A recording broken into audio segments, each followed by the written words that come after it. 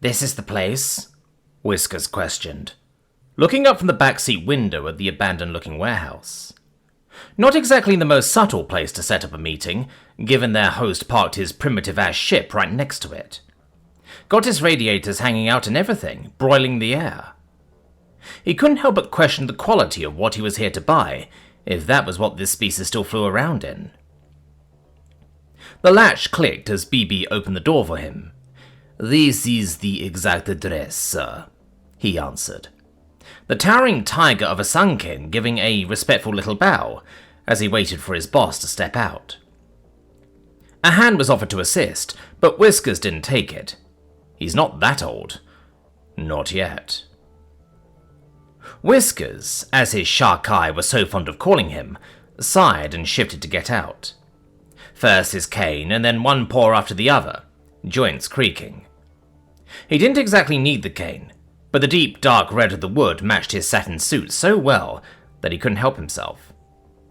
His paws met the crumbling sidewalk as he stood and took in the dreary surroundings of Nyakata's decaying south side.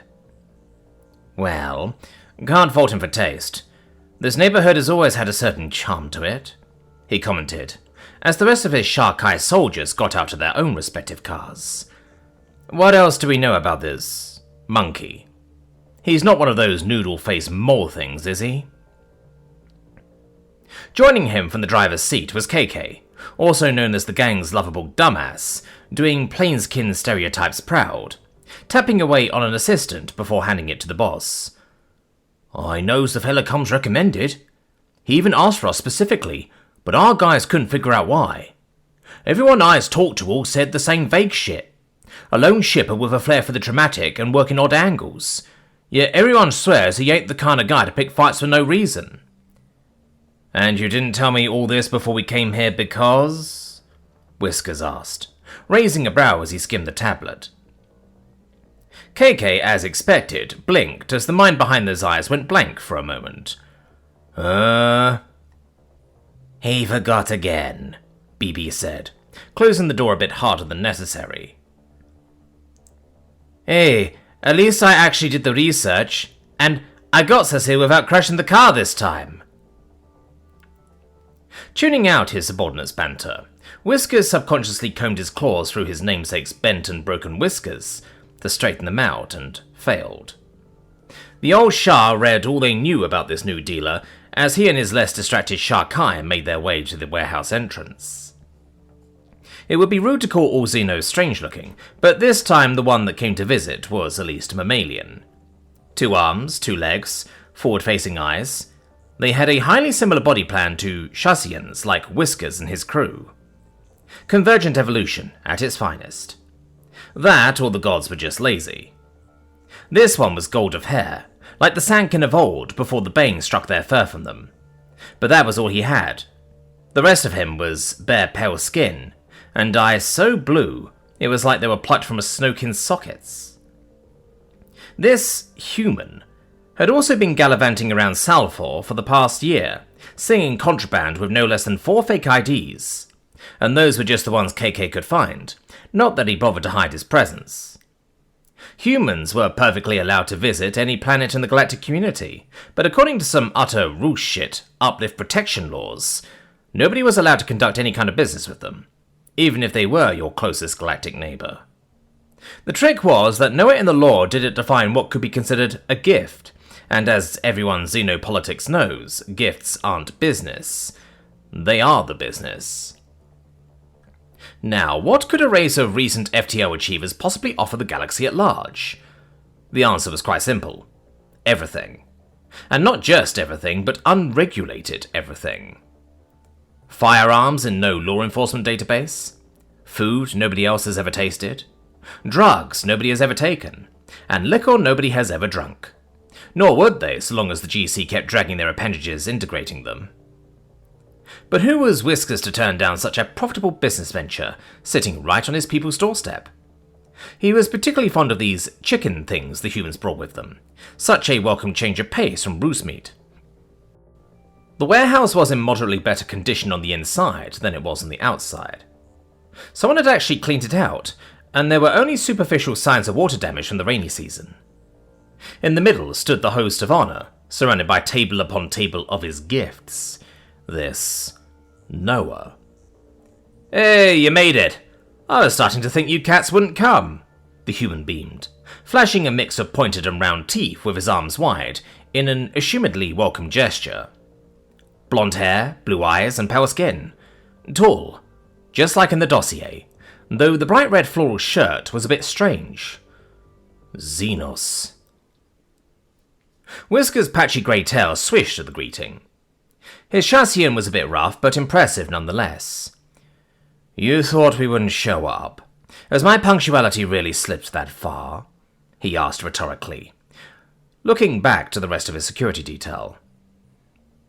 "Wells, you was late for Soap's baptole fight that one time," KK started to point out, before losing steam as his boss just looked at him. Yeah, he shrank. "Hey man, I didn't say anything about your attendance record. You could have shown up an hour from now and I wouldn't have been bothered," Noah stated, bringing the focus back onto him and his collection of merchandise. "Now, before I get to my grand sales pitch, our other guests should be arriving any moment now." "Other guests?" Whiskers raised a brow questioningly. He wasn't told anything about others joining. His guards felt the same way too and took a few defensive steps closer to the old Shah. "I was under the impression this was an arrangement just for us. You asked for us specifically." It was, he said plaintively. "Still is. I just invited some friends of yours to help me prove a point is all." "What friends?" Whisker scowled. "Don't worry about it," Noah assured, drawling out the words. "From what I heard, the Whisker-Toes get along with everybody, so there shouldn't be an issue, right?" The Whisker-Toes, as his group was named decades ago by the members, despite Whiskers complaining that it sounded egotistical, were rather liked by the locals. They made it a point to be so. There's no better alibi than entire neighborhoods of people who like you for keeping the peace, where or when the guard can't be bothered. You say that, and I feel all the more inclined to worry about it. A small beep came from the human's pocket, from which he pulled out a small black tablet of sorts that Whiskers could only assume was the human's take on an assistant. "Oh good. As if on cue, they're here." Some might suspect it was entirely on cue. A door on the other end of the warehouse opened, and out came some fellow Shysons that made Whisker's grip tighten on his cane. Voidlings. A bunch of space-inclined nightkin pirates that prefer to prey on their fellow Shah and Shi alike. Bunch of lanky, black-furred scum that couldn't be bothered to go plundering outside their home species' borders. "Human, what is the meaning of this?" Whiskers scowled, ready to toss his cane aside to reach for his gun, while his Shah Kai were ready to draw on everyone else in here. "The meaning?" Noah started, with a finger raised, and a toying smile on his face, kicking his feet as he sat on the edge of one of the tables. "Is that we're paying customers too?" finished one of the voidlings, sauntering into the room, clad in a hodgepodge of finery and ragtag spacer gear.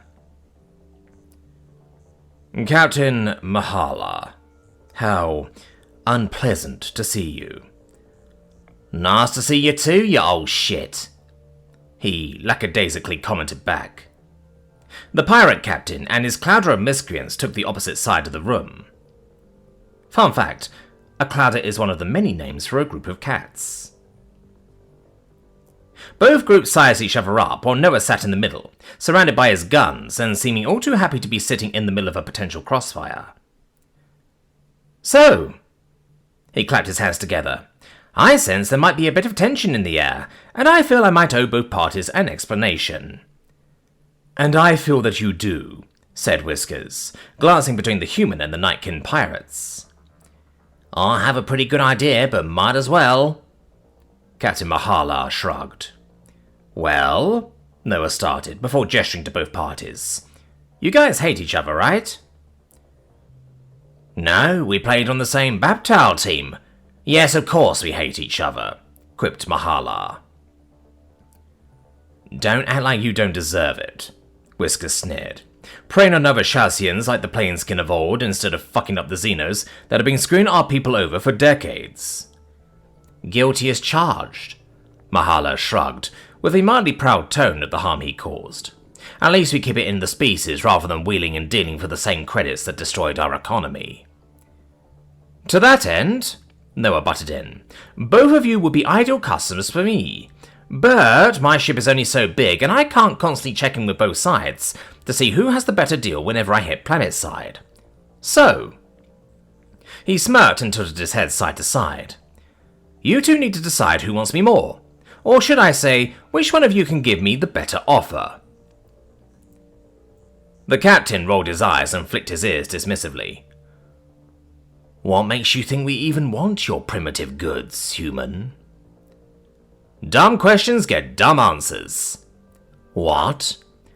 I said I have several reasons. Noah feigned a cough. Neither party would have bothered to come if you didn't need something I potentially have. For example, guns, he said, with a sweeping gesture to the laid-out collection. Fresh from Mormon forges of New Zion, tested in the ghettos of Mars and handpicked by yours truly to fit each party's needs. AKA killing each other, he said, picking up one of the heavier-looking rifles from the table with surprising ease. Is that wood? The captain questioned, pointing to the lifted gun. And indeed, the stock and grip were wooden. Why not make them out of plasteel like the rest of the firearm? Why, yes, it is. By deliberate design choice, no less. Wireframe stocks are just lazy, and wood is easy to work into ergonomic shapes to make the weapons comfortable to hold. And the ammunition? Whiskers led. Shazians are no stranger to kinetic weapons, but I'm only seeing kinetics. Why no ammo-less lasers like the ones the GC is so fond of bragging about? Simple, Noah nodded, with his hands busy loading the heavy rifle. I'm biased as fuck. Laser weapons are incredibly common for that exact reason, and thus countermeasures for them are everywhere. Many consider kinetic weapons so primitive they don't even prepare for them. Anybody who thinks that clearly hasn't been shot by one, he said, earning a bit of a chuckle from the pirates. My second reason is that I'm so confident you will want my goods that I was willing to rug pull you guys into coming here at the same time, and let me turn this into a little competition and demonstration. Competition? KK questioned. Like scores and stuff? That doesn't sound right, Noah said, scratching his stubbly jaw in thought. What's the Shazian word for multiple parties bidding on something? An auction? Yeah, that. Nobody ever told me if you cats had a word for it. I had to guess. Whiskers didn't know if he should praise the monkey's cunning and bravery, or mow down the pirates across the room on principle. This part of Nikata, despite its state of decay, was still well within Whiskito territory. He could have them all shot, and not a single gang or syndicate would flick an ear. The guards wouldn't even search this building. The guns were still of interest, though, and neither side had a clear advantage, nor cover should a firefight break out. This, my dear felines, is the N-bar, Noah said, holding aloft the rather large rifle, blocky in design everywhere but the handle and stock, a bipod affixed to the end of the barrel. Grandchild of a design that proved so effective during my people's first 2 world wars that we just had to update it with the plasteel the Greys gave us. Ah, he should have expected this to be something like that. The first thing most species did was update their military with the plasteel and durasteel recipes that came free with the GC's uplift program, usually in the vain hope that rapidly updating will make them a viable threat not to be stepped on. The pointlessness of the practice rang true for warships, if the species had any, but small arms were another story. One wouldn't believe the number of nascent FTR monarchs that were recorded outfitting their armies with plasteel swords and durasteel clubs, once they were gifted the recipes. Kinetic firearms, however, were still quite viable on the galactic stage. Anyone who thought otherwise hadn't seen a durasteel railgun rod punch a hole through their cargo bay and out the other side. Noah had just gotten to explaining the ammunition when Whisker spotted something. Behind the monkey giving his little seminar on the virtues of big gun good, one of the pirates seemed to be reinforcing some Nightkin stereotypes. The raggedy pirate ever so quietly tiptoed closer to a pistol-like device, precariously placed on the table corner. It was a fleshy thing with a pearly white grip, gleaming metal, and butt-to-barrel golden inlays. Seemed the humans were from a high-gravity world too, if they valued gold like that. Gold is heavy, and thus if a planet's gravity is too strong during formation, it would all sink deep into the crust and mantle. The Shashian homeworld, Salafor, was also like this. Most of the gold can only be found near tectonically active places. Pre-astro mining scarcity made it valuable, so valuable that Nightkin, like that one, were almost instinctively driven to steal it. Lust for gold was practically genetic. Those who craved gold often got the most of it, and being rich made it easy to attract partners who also liked gold. Now this thing fires a round called a 30-06, and no, I am not the guy that came up with the bullet naming system. I like to hit the guy that made it so confusing. But all you need to do is imagine what a round this size can do, he said, holding up a round the size of his finger. Whiskers had to admit, it was a big bullet. Maybe Whiskers should stir things up a little. And the demonstration you promised? I don't exactly see any practice targets unless you intended to destroy the warehouse walls more than they already are. I'm glad you asked, he said, before tossing the bullet aside and visually scanning the rest of the group. The Don has a point. I haven't set up any targets. Woe is me, he admitted with faint remorse, before grinning, showing off those thick fangs even more than before. But that's because I was waiting to see which one of you motherfuckers would try to steal from me first. The Nightkin, reaching for the gun, froze. His eyes went wide and his ears fell flat as he held perfectly still. Sadly, the monkey was not an irate sprood that would mistake the pirate for foliage if he held perfectly still. Nor would he live to regret it, as the human twisted around and levelled the gun at an unnatural speed. Whisker's old ears could have sworn he heard the faintest whir of metal joints from the human. What came after wasn't natural either, as the pirate barely had a chance to react before the thunderous cackle of gunfire filled the warehouse. Everyone winced and held their ears, as the would-be thief was blown to pieces with every round. A paw here, a hand over there, and his head just gone, reduced to bloody skin flaps and red mist across the bricks. What remained of his torso by the time Noah stopped couldn't really be called a torso anymore, just a mass of broken bones and meat. One round would have been enough to kill the thief, but the other 19 were to turn him into the writing on the wall. My guns can do that to a person, or don't steal from me, depending on how you translate the meaning of a person being reduced to paint. The pirates seemed to take umbrage with one of their own getting splattered, but by the time they recovered from holding their ears, he'd already reloaded and had it levelled at them now. You know damn well that level of fuck around earned my adequately proportioned level of find out. Many had already reached their own pieces, but when faced with a weapon that blew their comrade to goop, they, like any sane person, hesitated. Their captain was less so. Shares tits. You call that adequately proportioned? Since when do you kill someone for stealing something? Really? Noah deadpanned. You're being serious right now? How many people have stolen from you and lived over the years? None, Mahala answered reluctantly. A few, Whiskers chimed in, feeling this was a good time to stir the cauldron further. They work for me now, though. Is that so? Noah asked, looking almost pleasantly surprised. Neat, he said, lowering the gun a bit, but never letting go. So, thoughts and opinions on my opening so far. I'm still workshopping this whole thing, so feel free to provide some constructive criticism. You missed it, a guy. Not my fault he couldn't restrain himself, Noah retorted matter-of-factly. Calling the monkey crazy to his face might not be the best criticism, and while effective, guns like that weren't something his associates could make daily use of. They'd have to resell them to other buyers as middlemen. I'd say you've proven how effective your weapons are against unarmored targets, and armored too, judging by all the craters you left in the floor. If all of your weapons can provide a similar performance, I'd say the kinetics are passable for sale to the galaxy at large. At least until the GC finishes humanity's integration and registers them all. Do you have anything else to show us? I believe you mentioned your people have dabbled in laser weaponry. They aren't as popular, but we did have a good century or so where they ruled our intrasolar period. But in the great race between weapons and armor, they've fallen out of fashion. For now. I see. Their species alternates between energy and kinetic, depending on the most common defenses a foe has. I do have something else you might find interesting. It comes with a story. Oh, well now I'm just intrigued, Whiskers said with a flick of his patchy tail. Keep Pirate McGee from shooting me while I get it if you would be so kind, Noah requested, and Whiskers was more than happy to oblige. It took but a tap of his cane for all his shark eye to turn their focus on the pirates, ready to draw.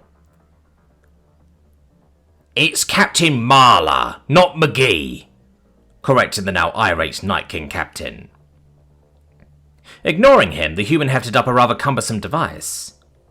While it was still vaguely gun-shaped, it was more an unholy amalgam of canisters and tubes, all leading to said barrel. You see, long ago, when every animal on Earth could still speak, there was one thing they universally feared. It could harm anyone, but it had no claws. It could strike anywhere, but it had no pelt to hide, and even without fangs, it consumed everything. They simply knew it as the Red Flower, he told, adjusting a few valves on the strange device, earning a low hiss from the many tubes. And then there was man, so much like the flower. No claws, no fangs, no pelt, and yet they were the only ones who could tame it. This felt like one of those moral lesson stories coming on, but it doubled as a riddle. So Whiskers wondered what this red flower actually was. Was the descriptor literal or figurative? Was it some kind of plant from their homeworld? A poisonous thing that destroyed any environment it grew in, like Pesh on their own world? Did early humans weaponize it? And if that's the case, did this device spray a chemical derived from it? Does anybody else smell gas? KK sniffed from the back of the group, going unanswered. They feared this flower, respected its power, but one day a king among the animals came forth. When he saw what man was capable of, he wanted it for himself, to become the unquestioned lord of the jungle. He wanted to be like us, but man would never teach him how to tame the flower, nor how to make it grow. So one day this king went to a human child who didn't know any better, and struck a deal with him to steal the flower instead. Did the king get what he was after? Oh yeah, the kid was semi-successful. He managed to steal the red flower and take it back to the king. He just never learned how to control it. And then what happened? Noah grinned. A sick, happy kind of grin that radiated malicious intent. He burned the whole fucking jungle down. A faint click was all that preluded the gout of flame that spewed from Noah's weapon. An arcing conflagration that shot across the room and splashed across the far wall. Heat blew through Whisker's namesake's whiskers like he had been standing near a ship's launch, while from behind, air sucked into the dilapidated warehouse, swinging the doors open as the blaze gorged on the oxygen. Everyone had to shield their faces from the heat. This, Noah yelled over the blaze, is the red flower, and like any good plant, we've cultivated it over thousands of years to serve many purposes, like clearing bunkers or gardening. He gave the thing a side-to-side swish so that the burning stream coated more of the far wall, igniting the brick surface in a pool of rippling oranges and reds. Personally, I like using it to cook. The latest high-pressure napalm recipes have drastically reduced the risk of cancer when ingested. Noah began adjusting a nozzle on the side, and once Whisker's eyes adjusted, he could see the stream of fire grow shorter and wider. By the time the range had halved, it was no longer a stream leaving burning fluid everywhere. It had transformed into a wide cone. A handheld and directed bonfire that steadily made the room hotter and hotter. If this is what it felt like standing this far away, how was the human handling it so well? The most it seemed to faze him was how hard he was squinting while aiming the thing. This baby can clear trenches, but the fear of God in anybody downrange, and if you try hard enough, it can even do your taxes. I'm sure you can imagine how incredibly unpleasant this must be on a ship. Hard to put up a fight when all the air just burned. I mean, seriously, Can you imagine being sprayed with this thing? It's gotta suck. Get it? 'Cause it sucks the air out of you. He cackled at his own pun. The captain was having to shield himself with his coat. What good is a weapon to us if it burns everything we're trying to take? I wasn't asking you, Noah yelled back. What? Yell louder! I can't hear you over the flamethrower. Who are you asking then? The captain indeed yelled louder, trying to make himself heard over the roar. How many men can it take out? That's a pretty good question, Noah clarified. Depending on how creative you get, each canister can last a little over 60 seconds. Meaning I have just enough fuel left to cook some house cats. What? The voidlings didn't have time to react. How could they? All Noah had to do was turn left. The first sweep washed over the pirates in a wave of orange and red, igniting them wholesale. Some of them still had enough air to scream when he swept the fire back to the right. Some even managed to run. Unfortunately for them, they could only survive their new lives as burning effigies for so long before collapsing. Noah's weapon ran out of juice on the third pass, and the weapon died with an abrupt hiss and click of the nozzle closing. A few of the bodies twitched in their final moments, a quiet end compared to the flaming agony seconds prior. The nightkin were now the wrong shade of black, and the smell hitting Whisker's nose brought him back to younger, angrier days. The scent of charred flesh and ash. How nostalgic. So, Noah turned to the half of the room still alive post-roasting, seeming happy as can be. Opening bid is a couple crates of those assistant things everyone seems to carry around. We can hash out the details later, but I want as many of them space phones as you can get me. This had to be one of the craziest fucking auctions Whiskers had ever been to. It was a welcome change of pace. That can be arranged, he grinned back, flashing his own pointed teeth and golden replacements. Sold!